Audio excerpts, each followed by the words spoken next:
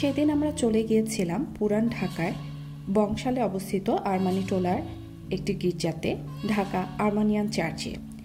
এই চার্চটি বানানো হয়েছিল 1781 সালে এবং এই চার্চটি কিন্তু দেখতে হুবহু একটি বোট বা জাহাজের মতো।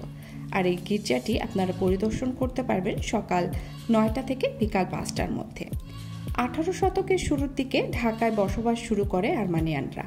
1947 সালে ভারত ভাগের পর ঢাকা ছেড়ে যান অনেক আর্মানিয়ান। ঢাকায় আরমানি টোলায় অবস্থিত এই গির্জাটি সেই আর্মানিয়ানদের বসবাসের সাক্ষী। আপনারা ভিতরে অনেক অনেক পুরনো কবর দেখতে পাচ্ছেন। এই কবরগুলোতে খোদিত রয়েছে সুন্দর সুন্দর কবিতা, বাণী এবং মৃত্যুবরণকারী নাম, জন্ম, মৃত্যু তারিখ। সবচেয়ে পুরনো কবরটি 1714 সালের।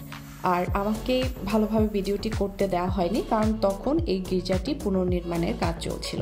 আপনারা চাইলে ঘুরে দেখে আসতে পারেন। ধন্যবাদ সবাইকে।